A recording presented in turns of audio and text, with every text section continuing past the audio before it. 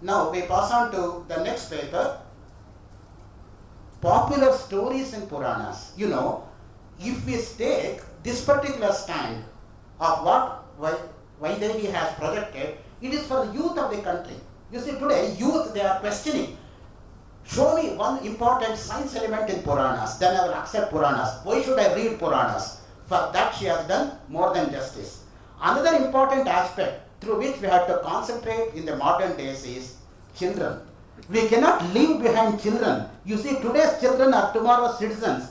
Therefore, taking children into account, the next paper will follow, that is stories, important stories from Puranas, which will give the value system of education for the future generation.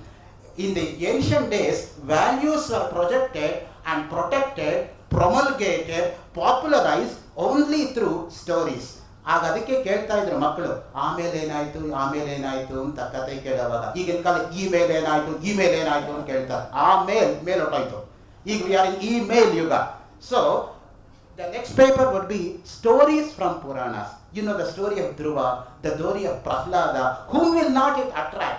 It simply makes us carry away to a different world altogether. Now may I now request Professor Sheila Kumari, who has come from Mysore, to deliver her talk on the popular stories in Puranas. You know, all the 18 Puranas have got so many stories. Due to paucity of time, she will be taking only some of the stories as representative. Over to Professor Sheila Kumari. Introduce her at all. Professor Sheila Kumari, of course she doesn't require any introduction, but only as a formality. She has been the professor and head of the Department of Sanskrit in Mahapuranas College, Mahapuranas Science College to be precise, Mysore. She has got various awards, gold medal, and she is awarded the best director for 3 dramas in inter-college drama competitions. She was the principal investigator of UGC-sponsored research project entitled Managerial Skills in Kautilya's Arthashastra. She was a principal investigator for UGC-sponsored major research project, a comparative study of the position of women in Kautilya's Arthashastra and Dharmashastra and its contemporary relevance. That's very, very important. Whatever we say that has been related to 21st century, otherwise it becomes irrelevant and useless. She has also presented many papers in national and international seminars, and with this she has given lectures at important fora. She has been a resource person for various refresher course programs, and she has got the administrative ability. She has delivered talks in various important platforms. She has got number of publications to her credit. Kavya Lahari with S.R. Vijaya, and she has also done Stotra Deepti, translation of Shadakshari Deva's Sanskrit Stotras into Kannada. So she is a creative writer, she is a translator, she is an editor, she is a scholar, she is a teacher, all rolled into one. With these few words, may I now request Professor Sheila Kumari to highlight us on important stories from Puranas. Over to Professor Sheila Kumari. प्रथमतया विदुषां पुरतः वक्तुं किञ्चित् भीत्वा अहं प्रथमतः एव जलं पीत्वा अत्र वक्तुम् आगच्छामि. नमस्ते. Sanskrit literature was initiated to place the people in the right path and avoiding them to do evil things. Vedas first stand in this aspect, which were composed by sages as the order. Order. Then came Shastras, which also ordered the people to move on right path. Though the intention was right and praiseworthy, the common people could not understand and act according to these strict rules. So later on, Puranas were written about practicing the same dharma through various kind of interesting stories. These ancient Hindu texts were utilizing various deities, primarily the divine trinity, gods, Each gave prominence to a particular deity or vratas. Puranas includes the stories with the moral of destroying and say Dushta Shikshana, Shishta Rakshana. Vyasa, the author of the Mahabharata, is traditionally considered as the compiler of the Puranas. He scripted main Puranas and several Upa-Puranas. The date of the written text cannot be indicate the date of the origin of the Puranas because they existed in oral form before being written and they have modified in various modes up to 16th century. An earlier occurrence of the Purana is found in Chandogya Upanishad 7.1.2, translated by Patrick, the corpus of historics and ancient tales. The Brihadaranyaka Upanishad refers to Purana as the Itihasa Purananam Panchamam Vedanam. Padma Purana classifies the Puranas into three parts as Sattvic, Rajasic and Tamasic. The Puranas are so well described that any man can take inspiration from them and gradually gain the good position. Good position in the sense I am not saying in the format of money. Now it is the first priority of our generation to transfer this wonderful knowledge to the younger generation through multimedia like this conference. Bharatiya Vidya Bhavan is perpetually doing this sacred work from years together and ISKCON is also. It is highly appreciable by one and all. Of the Puranas, we all know that there are 18 Mahapuranas and I am taking only a few stories.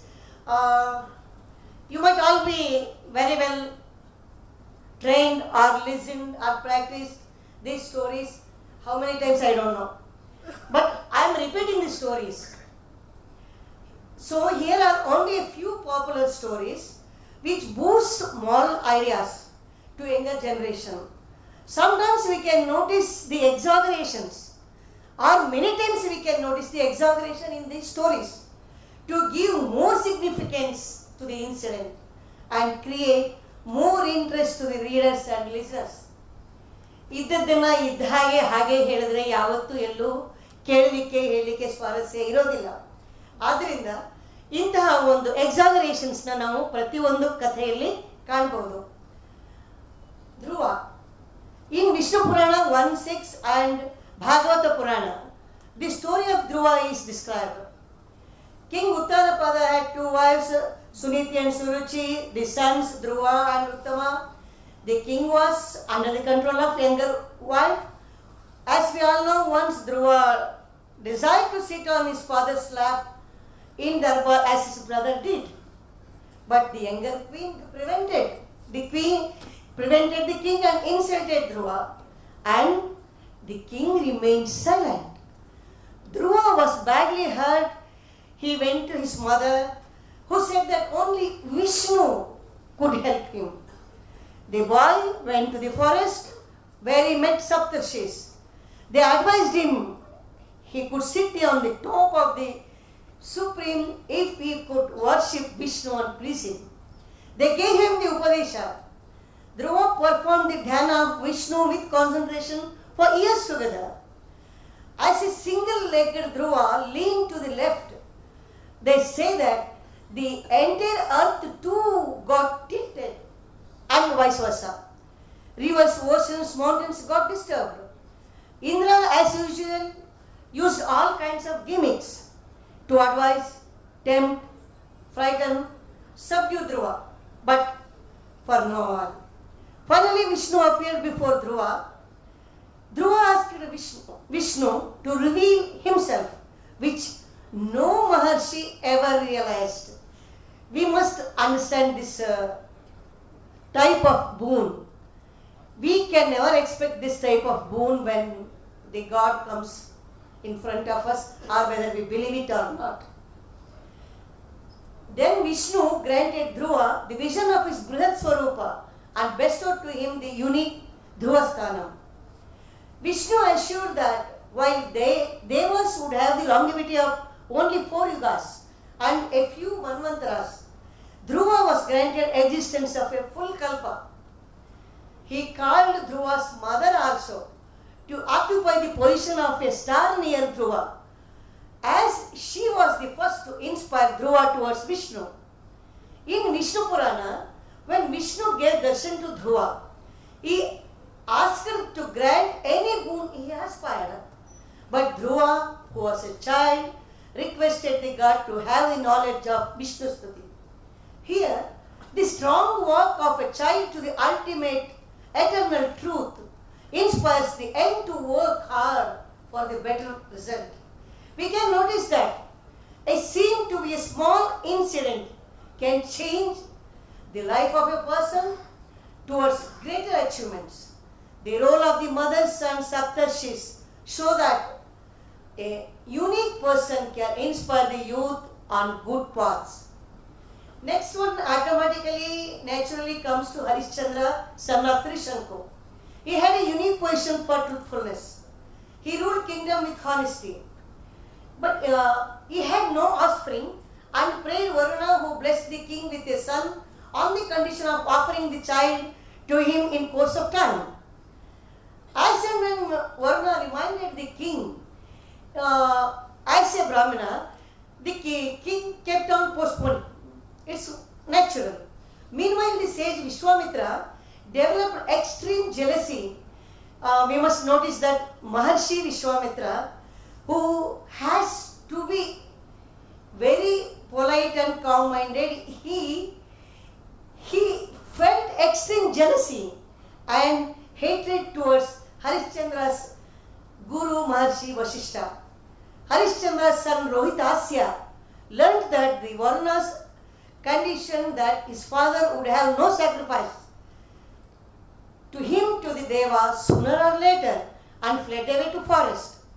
Varuna cursed Harishchandra to suffer dropsy since the latter could not fulfill the promise. Rohitasya desired to return to take the old kingship, but Indra appeared as an old sage and advised the boy not to return, lest Varuna would not leave him for a sacrifice, and suggested that he should better proceed to Tirthayatras to negate the sacrifice of Varuna. Vasishta arranged that another person would be sacrificed instead of Rohitasya and prayed Varuna to agree to this so that Harishchandra would be freed from the disease. Keeping in this view of his long-standing enmity with Vasishta, Vishwamitra decides to torment Harishchandra. Indirect way of targeting. He approached the king that he dreamt of Harishchandra's promise to donate the entire kingdom to him. The king was tricked to believe the sage's dream and went to Kaushi along with his wife and son, who had returned back after Tirthayatras since he was no longer required for human sacrifice. Vishwamitra tormented Harishchandra thereafter to defray an astronomical account by way of dakshina to be paid to him that he performed for the king in the past. His wife Chandramati and son Lohitasva were sold in an auction to a household subsequently. He was employed as a bonded servant at a burial ground. His son was dead in a snake bite. His wife brought the dead body to the same burial ground. She had to sell her Mangala Sutra, which is referred to as the most sacred to the woman, and even had to tear off half of her sari to meet the expenses. Such were the extreme tests of the fate that Harishchandra put to all due to his determination to follow the consciousness that demanded. He finally succeeded as Lord Vishnu, Indra and Devas appeared, and as he and his wife stood firm in the test of bravery, they attained Vaikuntha. Rohitasya returned back to life and was made the king. In Markandeya Puranam 1, during the administration of Harishchandra, the kingdom was noteworthy because na durbhiksham, na cha vyadhihi, na kala maranam drunam, na dharma ruchayaha pauras, tasmin shasati parthive. 7:2. There are some changes which resemble the current version in this story. Here, there is no story as narrated above about the birth of the prince. As per the order of Vishwamitra, the king went with his wife here by name Shaibai and his son. The moral behind the story is really appreciable. One who follows the truth and virtues, those suffers a lot for time being and dedicates his everything, will win in his testing paths and became role model to others from ancient time till today and alive in the minds of people for tomorrow also. We can turn the other side of the person, virtues, as Nahusha. We all know that Nahusha in Vishnu Purana was in the lineage of Pururava, had the distinction of performing 99 Ashwamedha yagas, and only one yaga was remained to become Indra. Meanwhile, there was a temporary vacancy of Indratva since Indra fled away since he killed with Vrutrasura with the help of Vajrayudha. Vrutrasura, who was a Brahmin by birth and Brahmahatya sin cursed, chased Indra. Brahma thus appointed inevitably Nahusha as a temporary Indra. Nahusha, a king of great virtue, suddenly changed as an arrogant and power-mongering as he became Indra and claimed all the privileges of Indra like Vajrayudha and even Indra's wife Sachidevi. He insisted that Sachidevi should be his king, but she rejects. As advised by Brihaspati, she asked Nahusha to come to his residence, but he should do so just as Indra was coming by a palkin carried by Maharshis. Nahusha was so excited to reach her palace, and having got into the palkin, commanded Agastya Muni to take him to palace quickly and said, Sarpa Sarpa. It means quick, quick, and in the process gave a kick to the Muni to go fast. Agastya purposely misunderstood the word and converted the arrogant Nahusha into a python and dropped the latter into the depth of Bhuloka into thick forest. As a repentant Nahusha begged him, then the Maharshi granted a revival that when the Shapa Vimochana would be possible only when the Pandavas reached the forest for 12 long years before their Ajnatavasa. As the time passed on, Draupadi in forest desired to get a Saugandhika flower. Then Bhima got into the pond for that flower. The python caught him, agreed to release him only if he gave the correct answer to his queries. Then Yudhishthira came, answered, released Bhima and Nahusha also. Though earlier Nahusha was virtuous, the supreme position changed his restrained mind to yield to Arishad Vargas, as all his good deeds won't get appreciation with the desire about Sachidevi. The punishment imposed to him teaches that one should be aware of doing bad things which may tax heavily. We can remember now, Kamaturanam na bhayam na lajja. As the continuous part, Yayati, the son of Nahusha, he was also a wonderful Raja. He married Devayani, the daughter of Asura Guru Shukracharya, and Sharmishta, the daughter of Vishwa Parva, a Rakshasa king. Indra was pleased to gift Yayati a divine chariot with 7 powerful horses with which it travels the world and divided his empire into 7 divisions to distribute it among his 5 sons. A Maharshi then gave a boon, I don't know if it's a boon or whatever it may be, that if any one of his sons could agree to exchange their youth to his old age, he could secure a fresh youthness. Only Sharmishta's son Puru readily agreed.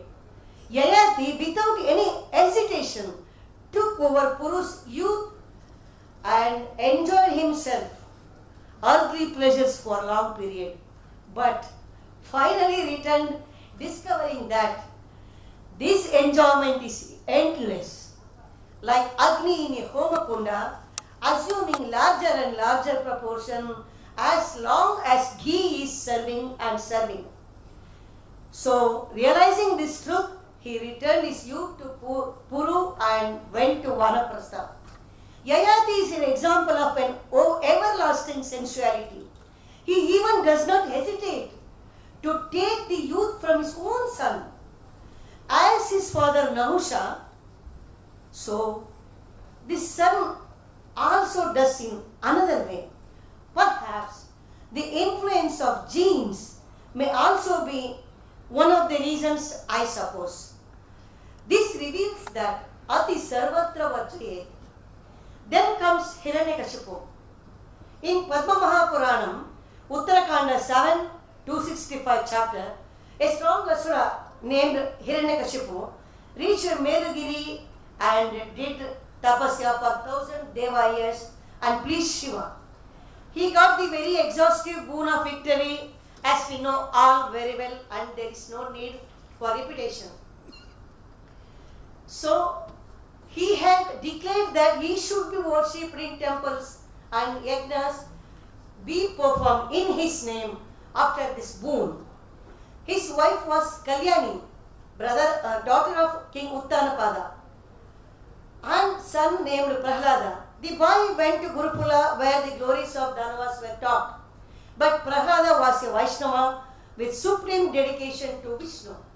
When he returned from Gurukula to his father, he stunned the latter when he affirmed that Vishnu was the unique driving force of universal existence, the eternal, all-pervading, omnipotent and omniscient. Hiranyakashipu was in great rage naturally because his own son was praising his opponent Vishnu, who killed his brother Hiranyaksha. He was about to kill the boy's guru. Prahlada confirmed that his guru tried his best to divert him from Vishnu to his own father, but failed, and thus the guru was spared. Hiranyakashipu tried to convince Prahlada as Kim Vatsya, Tvam Brahmasyevam Mithya Vakye Vijanmanaha Ko Vishnuhu Kintu Tadrupam Kutrasau Samsito Harihi Ahameveshwaro Loke Trailokyadipatir Mataha Mame Varchaya Govindam Tyaja Shatrum Durasaram. He also gives another chance to Prahlada. Atma Shankaram Devam Rudram Lokagurum Prabhum Archayasva Suradhyaksham Sarvaishwarya Pradam Shivam. Here we have to notice that Shiva, who gave boon to Hiranyakashipu, had taken the second option after the boon. Hiranyakashipu utilized the Samadhana, Veda and even Danda, but Prahlada continued to extol the virtues of Vishnu. After, as though there were earth and quakes and storms, there emerged the most powerful Narasimha when Hiranyakashipu asked to show the Bhagavan. Roaring in a manner that whole world trembled, he lifted the Danava on his thighs and tore him into pieces with sharp knives and hefty hands. Swatsange sthapayitva cha dadarshasau mukham harehe Vishnu nindakadam papam tatha Vaishnava dveshajam Nrusimha sparshanadena nirbhasmi bhutam abhuttada atha daityeshwaram asau mahatgatram durkesari nakhai vidarayamasa tikshnai vajranibhaihi yat ghanaihi sa nirmalatma, they say, Daityendraha Pashyan Sakshan Mukham Harehe. Here, his own sins, his all sins destroyed, sins, he saw Vishnu at the moment of death and got death at the lap of Vishnu. But But in Padma Mahapuranam Srishtikanda 442, though Hiranyakashipu gets the same boon, there is no description of conflict between the father and son. Vishnu himself comes to the court of Hiranyakashipu in the form of Narasimha and kills him. Then the Devas prized Narasimha as Param Shariram Paramam Cha Brahma, Param Cha Yogam Paramam Cha Vani, Param Rahasyam Paramam Gatim Cha, Tvamahuragyam Paramam Puranam. Though Prahlada was born as an Asura, he controlled Asuratva and following virtues and got the blessings of Vishnu. Agrena tapasa kaschit suratvam labate vai Vasudevam samarodhya Prahlada surapujita. And then comes Devi Sita's story. I don't want to explain this, as all we know her sacrifice and Agnikunda Katha and the significance of Shivaratri, as the another scholar explained that. And I come to the last part. Okay, and finally we have to conclude that the God will accept our prayers, good works, whether we are doing it intentionally or non-intentionally, as Shivaratri Mahatma and Bedana Kannappa's incidents. And Satyameva Chayate, Satyam Vada Dharmam Chara. These are all the keywords here. Thus, the stories of various Puranas have the capacity to change the daily life of the reader or listener towards the Bhakti, Jnana, Kriya Margas, moting towards Moksha Patha. Along with these, the nation will be prospered, one, as the younger generation will follow the models of all youths. And for 2 minutes or 3 minutes, I don't know how much time I take. Can I speak in Kannada? Yes. I wanted to tell the summary of the stories that I selected voluntarily. ಯಾಕೆ ಅಂತ ಹೇಳಿದ್ರೆ, ಮೊದಲನೇದಾಗಿ ಧ್ರುವ ಕಥೆಯನ್ನು ತಗೊಳ್ಳೋಣ. ಧ್ರುವ ಒಬ್ಬ ಸಾಮಾನ್ಯ ಹುಡುಗ. ಅವನು ಅಸಾಮಾನ್ಯ ಹೇಗಾದ? ಸರಿಯಾದ ಗೈಡೆನ್ಸ್ ಸರಿಯಾದ ಸಮಯದಲ್ಲಿ ಸಿಕ್ಕಿದ್ರಿಂದ ಅದನ್ನು ಫಾಲೋ ಮಾಡಬೇಕು ಅಂತ ಹೇಳುವಂಥ ಆಕಾಂಕ್ಷೆ ಅವನಿಗಿದ್ದರಿಂದ, ಒಳ್ಳೆಯ ಗುರು ಸಿಕ್ಕಿದ್ರಿಂದ, ಒಳ್ಳೆಯ ಮಾರ್ಗದರ್ಶನ ಸಿಕ್ಕಿದ್ರಿಂದ.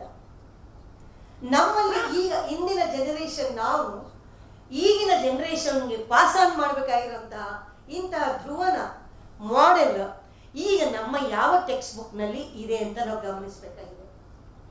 ನಾವು ನಮ್ಮ ಸಿಲೆಬಸ್ ಫಿಸಿಕ್ಸ್, ಕೆಮಿಸ್ಟ್ರಿ, ಮ್ಯಾಥಮೆಟಿಕ್ಸ್ ಮುಗಿಸುವ ಧಾವಂತದಲ್ಲಿ ಇರ್ತೀವಿ, ಸೆಮಿಸ್ಟರ್ ಮುಗಿಸೋ ಧಾವಂತದಲ್ಲಿ ಇರ್ತೀವಿ.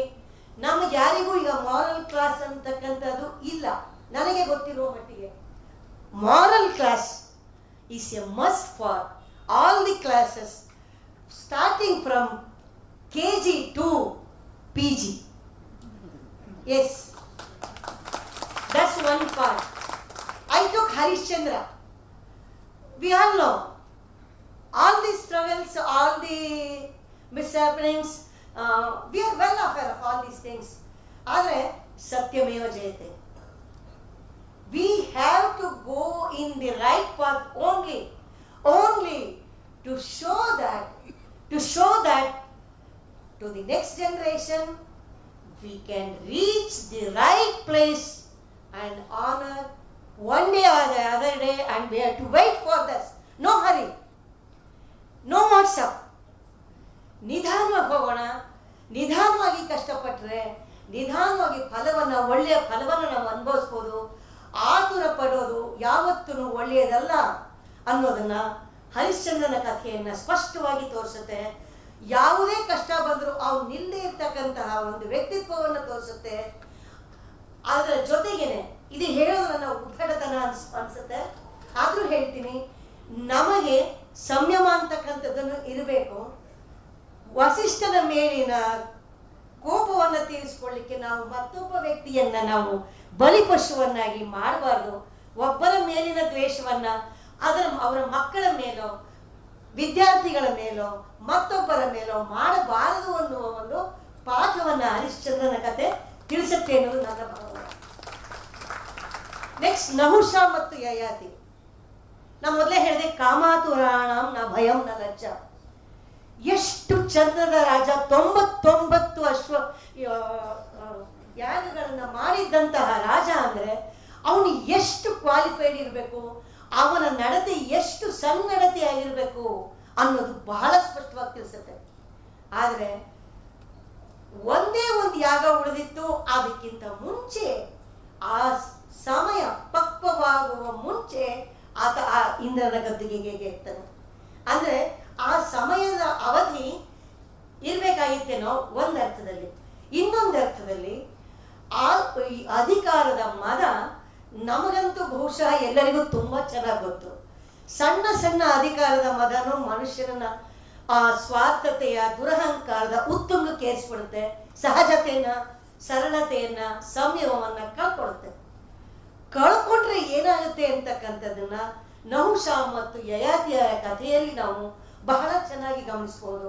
ಯಯಾತಿ ತನ್ನ ಮಗನ ಯೌವನವನ್ನ ಪಡೆಕೊಂಡು ಎಷ್ಟೋ ವರ್ಷಗಳ ಯೌವನವನ್ನ ಅನುಭವಿಸಿ ನಂತರ ಇದು ಪೂರ್ಣವಾಗುವುದಲ್ಲ ಅಂತ ಅರಿತು ತನ್ನ ಮಗನಿಗೆ ಮತ್ತೆ ಯೌವನವನ್ನು ಕೊಟ್ಟು ಹೋಗ್ತಾನೆ. ತಮಾಷೆ ಅಂತ ಹೇಳಿದ್ರೆ, ತಮಾಷೆ ಅಲ್ಲ ಆಕ್ಚುಲಿ, ಹೋಗ್ಬೇಕಾದ್ರೆ ಹೇಳ್ತಾನೆ, ಮಗು ಈ ಕಾಮ ಅನ್ನೋದು ಬಹಳ ಕೆಟ್ಟದ್ದು, ಇದರ ಬೆನ್ನ ಹತ್ತಬೇಡ. ಯಾವಾಗ ಹೇಳಬೇಕು ನಾವು ನಮ್ಮ ಮಕ್ಕಳಿಗೆ? ಅವಧಿ ಮುಗಿದ ಮೇಲೋ, ಅವಧಿ ಮುಗಿಯುವ ಮುನ್ನವೋ, ಅಗತ್ಯ ಬೇಕಾದಾಗ ಬೇಕಿತ್ತೋ ಅದನ್ನ ನಾವು ಈಗಿನ ಜನರೇಷನ್ ನಾವು ಅರ್ಥ ಮಾಡ್ಕೊಳ್ಬೇಕಾಗಿದೆ. ಯಾಕೆ ಅಂತ ಹೇಳಿದ್ರೆ, ಮಕ್ಕಳು ಯಾವತ್ತೂ ನಾವು ಜ್ಞಾಪಕ ಇಟ್ಕೊಳ್ಬೇಕು, ತಮ್ಮ ತಂದೆ ತಾಯಿಗಳನ್ನ, ಸಮಾಜವನ್ನ, ಉಪಾಧ್ಯಾಯರನ್ನ, ಅಧಿಕಾರದಿಲ್ಲವರನ್ನ, ಬಹಳ ದೊಡ್ಡ ದೊಡ್ಡ ಐಕಾನ್ಗಳನ್ನ, ನಮ್ಗೆ ಈಗ ಅಬ್ದುಲ್ ಕಲಾಂ ಐಕಾನ್ ಆಗಿ ಉಳಿದಿಲ್ಲ. ಯಾರು ಐಕಾನ್ ಆಗಿ ಉಳಿದಿದ್ದಾರೆ ಅದನ್ನ ನಾನು ಹೇಳೋ ಅಗತ್ಯ ಇಲ್ಲ, ಹೇಳ್ಬೇಕಾಗಿ ಇಲ್ಲೂ ಇಲ್ಲ. ಯಾಕೆಂದ್ರೆ ನಮ್ಮ ಮಕ್ಕಳು ಅದನ್ನ ಒಪ್ಕೊಂಡಿದ್ದಾರೆ. ಅವ್ರು ಒಪ್ಕೊಂಡಿರೋದನ್ನ ಇನ್ಎವಿಟೇಬಲಿ ನಾವು ಒಪ್ಕೊಂಡಿದೀವಿ ಅನ್ನೋದನ್ನ ಹೇಳ್ಬೇಕಾಗಿದೆ. ಹಿರಣ್ಯಕಶಿಪುವಿನ ಕಥೆಯನ್ನು ಕೂಡ ಅದನ್ನೇ ಹೇಳ್ಬೋದು. ಪ್ರಹ್ಲಾದ ಅದನ್ನ ಒಂದು ಸ್ಥಿತಿಗೆ ಅಂದ್ರೆ ಪೇರೆಂಟ್ಸಿನ ಒತ್ತಾಯ ಮಕ್ಕಳಿಗೆ ಅಷ್ಟರ ಮಟ್ಟಿಗೆ ಮಾಡಕೂಡದು, ಅವರ ಒಂದು ಆಸಕ್ತಿಯ ಕ್ಷೇತ್ರಕ್ಕೂ ಅವ್ರನ್ನ ಬಿಡಬೇಕು ಅನ್ನೋದನ್ನ ತೋರಿಸುತ್ತೆ. ಆಮೇಲೆ ನನ್ನದೇ ಮಾತು ಪರಮ ಸತ್ಯ, ಅದನ್ನೇ ನೀನು ಪ್ರತಿನಿಧಿಸಬಾರ್ದು, ಅದನ್ನೇ ಫಾಲೋ ಮಾಡಬಾರ್ದು ಅನ್ನುವಂತ ಒಂದು ಒತ್ತಾಯವನ್ನ ಹೇರಬಾರ್ದು ಅಂತ ತಿಳಿಸುತ್ತೆ. ಇಂತಹ ಒಂದು ಕಾನ್ಫರೆನ್ಸ್ ನಲ್ಲಿ ಇಷ್ಟು ವಿಷಯವನ್ನ ನಂಗೆ ಮಂಡಿಸ್ಲಿಕ್ಕೆ ನಿಜವಾಗಿ ನಂಗೆ ಅವಕಾಶವನ್ನ ಕೊಟ್ಟಿದ್ದು ಪ್ರೊಫೆಸರ್ ಎಸ್ ರಂಗನಾಥ್ ಸರ್ ಅವರು. ಒಳ್ಳೆಯ ಸ್ಥಾನವನ್ನ, ಒಳ್ಳೆಯ ಅವಕಾಶವನ್ನ ಕೊಟ್ಟಿದ್ದಕ್ಕೆ ಎಲ್ಲ ತಂಡಕ್ಕೆ ನಮಸ್ತೆ.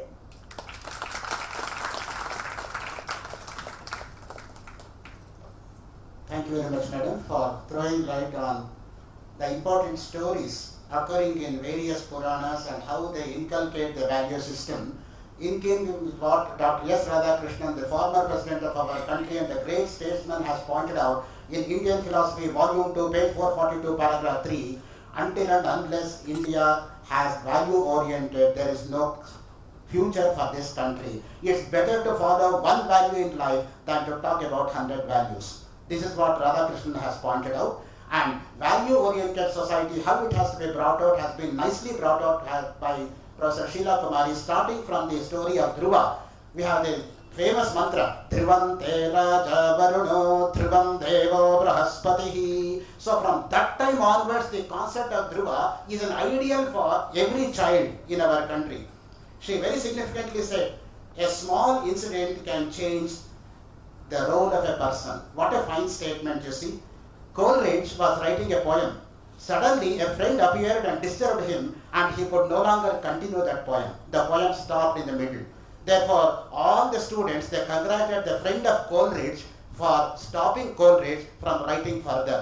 If he had written further, that also would have been prescribed, and they would have been burdened in reading that poem. So, one small incident can change the entire life of a person. Second point which she made out is, one should not have jealousy. What a fine statement, you see. Main thing which you have to conquer is not to have jealousy. And the famous quotation is, Naguni Guninam Veti, Guni Gunishu Matsari, Gunicha Gunaragicha Viralaha Saradojanaha. A person who has no inner worth cannot appreciate the worth of other person. If a person has inner worth, unfortunately he is envious and jealous of others.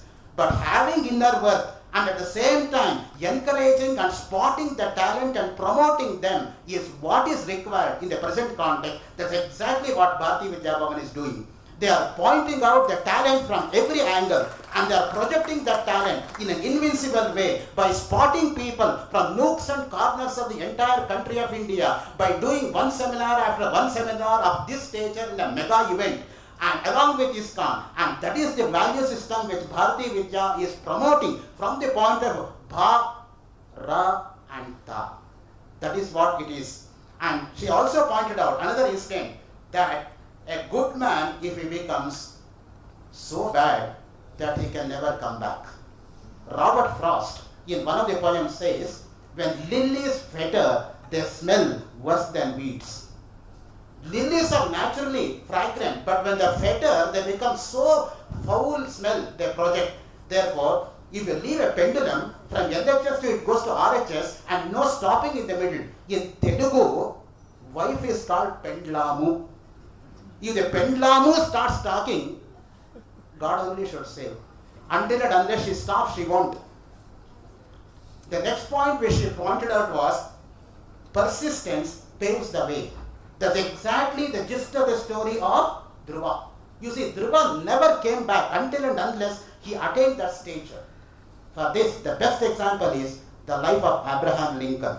You know, Abraham Lincoln was so poor to start with, and he wanted a particular book from a particular lawyer, and he had no money to cross the river. He started swimming, and there was a great flood, and he was washed away. But unmindful of the flood, he reached the opposite shore, knocked the door of that famous lawyer, and demanded that book. But that lawyer wanted to give the book, having totally tested Abraham Lincoln, like Yama testing Nachiketa and giving Atma Vidya in Kathopanishad. So he asked him to do all kinds of menial jobs, and unmindful of that, Lincoln did it, and ultimately that lawyer was so pleased that he gave his autograph with the book and handed over that book as a present to the person who wanted to borrow it. That is what means the persuasion always paves the way in the long run. And hence, what we want is, we have to pursue our talent towards the right direction, and that ultimately counts. She also talked about the important concept of Satya with the example of Harishchandra.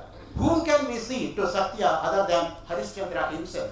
Because till the last breath, he clung to Satya, irrespective of knowing what is happening to his own dear wife and his own child. You see, that is the kind of thing which Puranas give, in keeping with the Russian proverb. Truth will be out, even if you try to bury that truth in a golden coffin. You cannot bury truth permanently. It will come out on account of its own accord. In keeping with the statement, you can never put down a good man permanently. Good man will come up, whatever hurdles are there, and that's the classic message which every character, every small child depicted in Puranas give us as a universal message. And for this, Bharati Vidya Bhavan and ISKCON is highly grateful to Professor Sheila Kumari, who has come all the way from Mysore on time to present this particular paper, and also giving the paper well in advance so that I could go through the paper. For your information, we have got 48 papers out of 62 papers. All the 48 papers I have gone through, I have made notes before coming to this seminar. As a coordinator, I am not boasting myself, that's my basic duty as a coordinator once I accept this job. Now, we come to the felicitation to Professor Sheila Kumari. May I now request Srimati Sita Ramchandra, Assistant Secretary, Bharati Vidya Bhavan, Bengaluru, to kindly come to the dais and honor Professor Sheila Kumari.